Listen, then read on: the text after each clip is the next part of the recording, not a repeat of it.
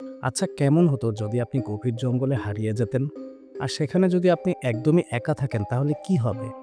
চারিদিকে ভয়ানক প্রাণের অস্তিত্ব। ভাবতেই যেন কেমন গায়ে কাঁটা দিয়ে উঠছে, তাই না? অ্যাডভেঞ্চার আমরা সবাই কম বেশি পছন্দ করি।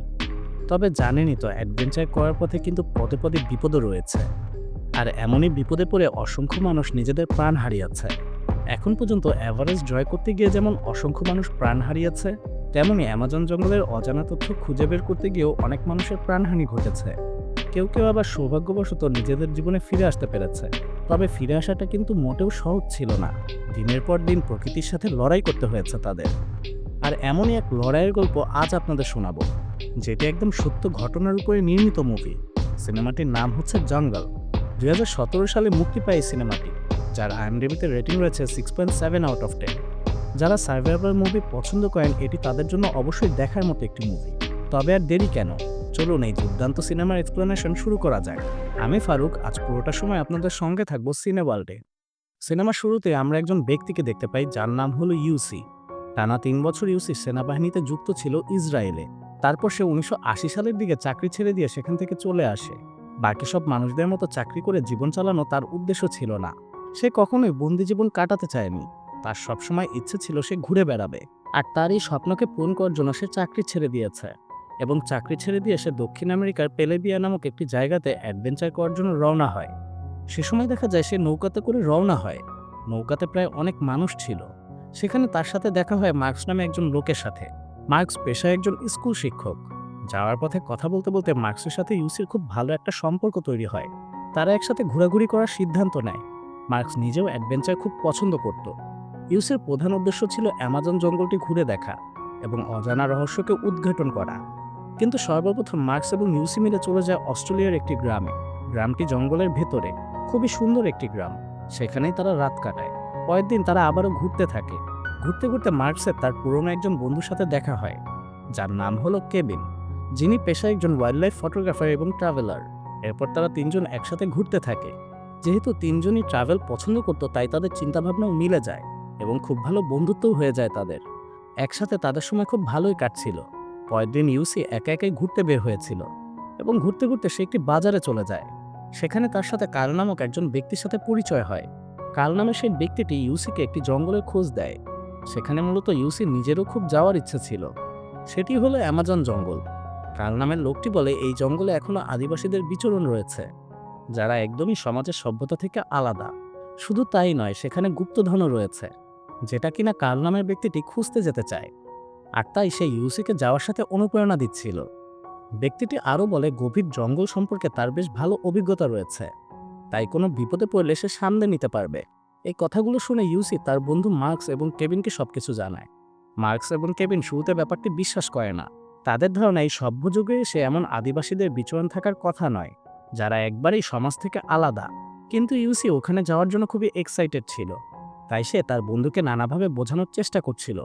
প্রথমে মার্কস এবং কেবিন আপত্তি জানায়, কারণ এমনিতেই ঘন জঙ্গল, তার উপর সেখানে রয়েছে পদে পদে বিপদ। কিন্তু শেষ পর্যন্ত ইউসির এক্সাইটমেন্ট দেখে সবাই রাজি হয়ে যায়। সবার মধ্যে অ্যাডভেঞ্চার করার একটি আগ্রহ চলে আসে। এরপর তারা সবাই মিলে রওনা হয় তাদের অ্যাডভেঞ্চার করার উদ্দেশ্যে। সালটি তখন 1981 সাল এবং তারিখটি ছিল 4 নভেম্বর। তারা তাদের সাথে অ্যাডভেঞ্চার করার সমস্ত প্রয়োজনীয় জিনিস নিয়ে রওনা হয়েছিল। প্রয়োজনীয় জিনিসগুলোর মধ্যে ইউসি একটি ধার্মিক বইও তার সাথে রেখেছিল। সে সময় দেখা যায় তারা তাদের গন্তব্যে পৌঁছে যায় এবং এরপরেই তারা সবাই একত্রে অ্যামাজন জঙ্গলের গভীরে প্রবেশ করতে শুরু করে। তারা খুবই আনন্দিত ছিল যে তারা বিশ্বের গভীরতম জঙ্গলে প্রবেশ করছে এবং অজানা রহস্য খুঁজে বের করবে। জঙ্গলে প্রবেশ করে তারা সর্বপ্রথম একটি নিরাপদ জায়গা খুঁজে বের করে, যাতে তারা সেখানে অন্তত রাতটুকু নিরাপদভাবে কাটাতে পারে, কারণ জঙ্গল মানেই চারিদিকে অজানা ভয়ঙ্কর প্রাণী। এরপর তারা একটি জায়গা খুঁজে নেয় এবং সেখানে তাঁবু তৈরি করে ও আগুন জ্বালিয়ে নেয়। এরপর তারা সবাই মিলে সেখানে আড্ডা দিতে দিতে রাতটি কাটিয়ে ফেলে। পরের দিন সকালে তারা আবারও রওনা হয় জঙ্গলের আরও গভীরে প্রবেশ করার জন্য। প্রতিদিন তারা এভাবেই চলতে থাকে আর চলতে চলতে নিরাপদ আস্থানা খুঁজে একের পর এক রাত কাটাতে থাকে। এভাবে তারা চলতে চলতে জঙ্গলের অনেক গভীরে চলে আসে। তাদের এই চারজনের মধ্যে সবচেয়ে অভিজ্ঞ ছিল কার্ল। তাকে দেখে বোঝা যেত সে আগেও বিভিন্ন গভীর জঙ্গলে অ্যাডভেঞ্চার করেছে, কারণ আশেপাশের আবহাওয়া দেখে সে অনুমান করতে পারত কখন বৃষ্টি হবে আর কখন রোদ উঠবে। তাই কাল থাকার কারণে সবাই একটু ভরসা পেত। এভাবে চলতে চলতে তারা এমন একটি জায়গায় এসে পৌঁছায় যেখানে কয়েকজন মানুষ মিলে একটি বসতি গড়ে তুলেছে। যাদেরকে মূলত আদিবাসী বলা হয়। সে সময় দেখা যায় আদিবাসী লোকগুলো তাদের সদরে বরণ করে। বেশ কয়েকদিন তারা আদিবাসী লোকদের সাথেই থেকে যায় এবং জঙ্গলের পরিবেশে তাদের জীবনযাপন বোঝার চেষ্টা করে। এরপর তারা আবারও রওনা হয় তাদের উদ্দেশ্যে। আদিবাসী লোকদের কাছ থেকে বিদায় নিয়ে তারা জঙ্গলের আরও গভীরে প্রবেশ করতে শুরু করে। যাওয়ার পথে ইউসি একটি নদী দেখতে পায়। সেই নদী থেকে একটি পাত্রে ইউসি পানি ভরে। পানির মধ্যে অনেকগুলো পাথর ছিল, আর সেই পাথরের মধ্যে এক টুকরো সোনাও ছিল, যেটা দেখে তারা সত্যি সত্যি ভেবে নেয় এই জঙ্গলে হয়তো গুপ্তধনের উপস্থিতি রয়েছে। এরপর তারা আবারও চলতে শুরু করে। চলতে চলতে পথে কার্ল একটি বানর দেখতে পায়। সে সময় দেখা যায় সে সেই বানরটিকে শ্যুট করে, আর রাতে খাবার হিসাবে তারা সেই বানরের মাংস খায়। দীর্ঘদিন জঙ্গলে হাঁটতে হাঁটতে মার্কসের পায়ে এক ধরনের ঘা হয়ে গিয়েছিল, যেখান থেকে অনবরত রক্ত ঝরছিল। সে ঠিকমতো হাঁটতে পারছিল না। কার্ল জঙ্গলের বিভিন্ন লতাপাতা দিয়ে তাকে চিকিৎসা করে, কিন্তু চিকিৎসা করে খুব একটা লাভ হয় না। মার্কস তবুও হাঁটতে পারে না। কার্ল জানায় তারা এখন যে জায়গাটিতে আছে সেই জায়গা থেকে তারা যদি আরও 4 দিন হাঁটে তাহলে তারা আরও একটি জনবসতির কাছে গিয়ে পৌঁছাবে। কিন্তু মার্কসের পক্ষে 4 দিন হাঁটা কোনোভাবেই সম্ভব না। তার পায়ের অবস্থা খুবই খারাপ। তাই মার্কসের কথা চিন্তা করে তারা সিদ্ধান্ত নেয় তারা হেঁটে না গিয়ে নদীপথে যাত্রা শুরু করবে। এরপর তারা সবাই মিলে ভেলা তৈরি করে, আর সেই ভেলাতে করেই নদীপথে জঙ্গল পাড়ি দিতে থাকে। কিন্তু যেতে যেতে তারা লক্ষ্য করে নদীর এক জায়গায় স্রোত খুবই বেশি, এতই বেশি যে তাদের ভেলাটি প্রায় উল্টে দিচ্ছিল। তারা কোনোরকম পাশের একটি পাড়ে উঠে আসে এবং সেখানে তারা তাদের রাতটি কাটায়। মার্কসের পায়ের অবস্থা আর জঙ্গলের অবস্থা দেখে কার সিদ্ধান্ত নেয় সে আর জঙ্গলের গভীরে যাবে না, সে শহরে ফিরে যাবে। কিন্তু এই কথা শুনে দেখা যায় কেবিন রেগে যায়। তার ইচ্ছে সে নদীপথে জঙ্গলের আরও গভীরে যাবে। তখন কাল সিদ্ধান্ত নেয় সে মার্কসকে নিয়ে ফিরে যাবে আর থেকে যাবে কেবিন এবং ইউসি। কিন্তু কাল যাওয়ার আগে কেবিন এবং ইউসিকে সাবধান করে দেয়। সে বলে সামনে নদীতে আরও প্রবল স্রোত রয়েছে, সেখানে ভেলা নিয়ে টিকে থাকা আরও কঠিন হয়ে যাবে। এসব বলে কাল মার্কসকে নিয়ে জঙ্গল থেকে বেরোনোর পথে রওনা হয়, আর থেকে যায় শুধু কেবিন এবং ইউসি। তারা আবারও নদীপথে যাত্রা শুরু করে। বেশ কয়েকদিন তারা নদীপথে চলতে থাকে। এ সময় আমাদের দেখানো হয় এক এক সময় নদীর রূপ এক এক রকম ছিল। কখনো নদী শান্ত, কখনো বা নদী প্রখর। এভাবে চলতে চলতে তারা নদীর একদম ভয়ঙ্কর জলপ্রপাতে এসে পৌঁছায়। এখানে প্রাণীর স্রোত অনেক বেশি ছিল, আর এটারই কথা কাল তাদের বলে গিয়েছিল। তাদের ভেলা নিয়ে টিকে থাকা কষ্টকর হয়ে যাচ্ছিল।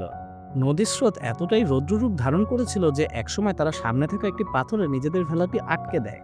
কিন্তু নদীর স্রোত এত বেশি ছিল যে তাদের সহ ভাসিয়ে নিয়ে যাচ্ছিল। কেবিন সাঁতার জানলেও ইউসি কিন্তু সাঁতার জানতো না।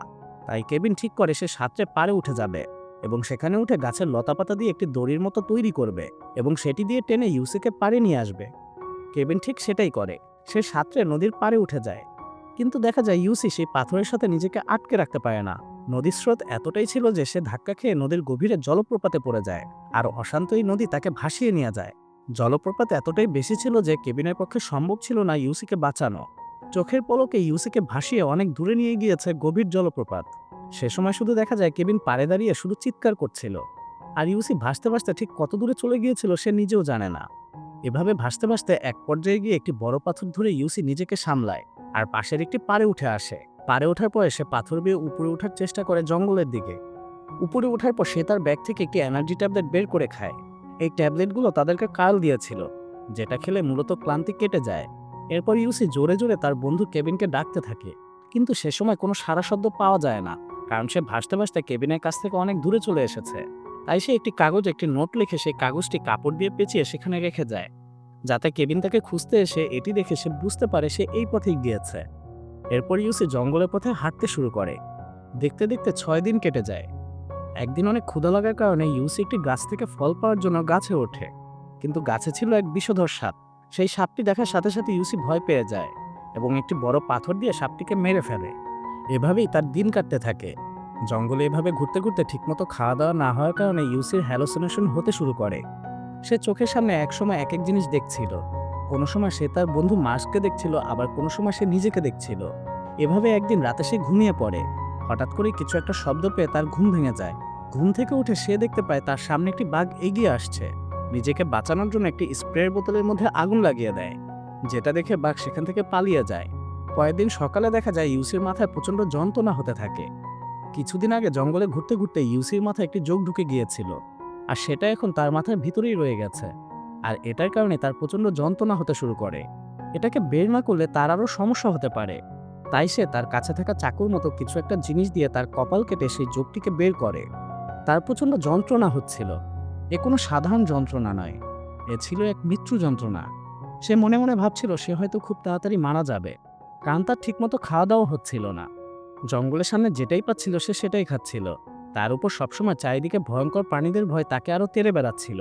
তবে তার কাছে সেই জঙ্গলের ম্যাপটি ছিল, আর এটা দেখে সে প্রতিনিয়ত ওই জঙ্গল থেকে বের হওয়ার রাস্তা খুঁজে যাচ্ছিল। কিন্তু এই গভীর জঙ্গলের রাস্তা খুঁজে পাওয়া খুবই কঠিন ব্যাপার। চলতে চলতে হঠাৎ করে ইউসি একটি পায়ের ছাপ দেখতে পায়। সেই পায়ের ছাপ দেখে ইউসি প্রথমে অনেক খুশি হয়ে গিয়েছিল, কারণ সে ভেবেছিল হয়তো আশেপাশে কোনো মানুষ আছে। সে সময় দেখা যায় সে চিৎকার করে ডাকতে থাকে, কিন্তু তখনই সে খেয়াল করে দুটি পাখির ডিমের খোলস পড়ে আছে, আর এই ডিম দুটি সে গতকাল নিজেই খেয়েছিল। তার মানে সে ঘুরে ফিরে সেই একই জায়গায় এসে পৌঁছেছে। জঙ্গলের পথ সে আর পাড়ি দিতে পারছে না। এই জঙ্গল যেন একটি চক্রের মতো। আর এইসব দেখে ইউসির মানসিক সমস্যা হতে শুরু করে। নির্জন জঙ্গলে সে একদমই একা হয়ে যায়। নিজের পরিবারের কথা চিন্তা করতে থাকে সে, কিভাবে সে তার জীবন বাঁচাবে সেই সব নিয়ে চিন্তা করতে থাকে।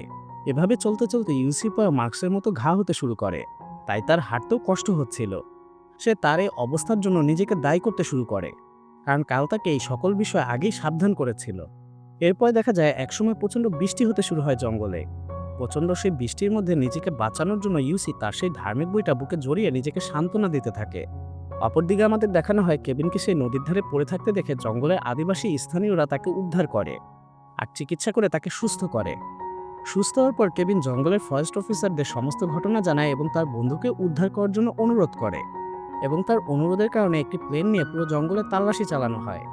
কিন্তু জঙ্গলটি এতই ঘন ছিল যে প্লেনের উপর থেকে জঙ্গলের কিছুই ঠিকমতো দেখা যাচ্ছিল না। তবে জঙ্গলে দাঁড়িয়ে থেকে প্লেনটি উড়ে যেতে ইউসি ঠিকই দেখেছিল। সে একটি লাল কাপড় দিয়ে সিগন্যাল দেওয়ার চেষ্টাও করে, কিন্তু দেখা যায় সে সময় কোনো লাভই হয় না। তারা প্লেন নিয়ে আবারও ফেরত চলে আসে, কিন্তু কেবিনের মন শান্ত হয় না। সে আবারও ফরেস্ট অফিসারকে অনুরোধ জানায় তল্লাশি করার জন্য।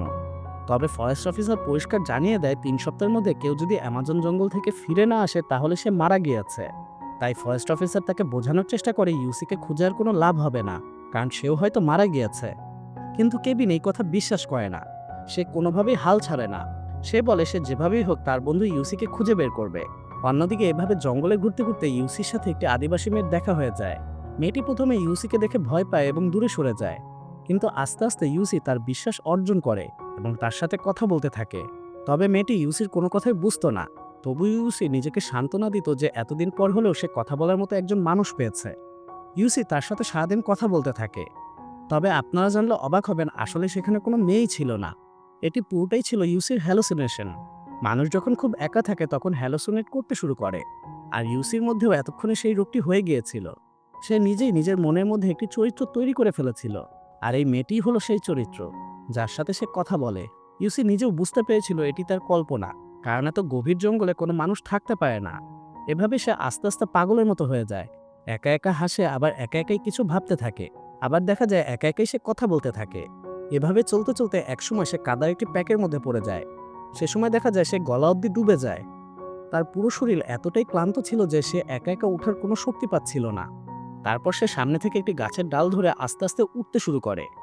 তারপরে দেখা যায় কিছু দূর যাওয়ার পর সে একটি গাছ দেখতে পায়, যে গাছে রয়েছিল অসংখ্য বিষাক্ত পিঁপড়া। সে সেই গাছটিতে হাত দেওয়ার সাথে সাথে পিঁপড়াগুলো তার শরীরে প্রচণ্ড পরিমাণে কামড়াতে থাকে, যার কারণে সে ভয়ঙ্কর চিৎকার করে ওঠে।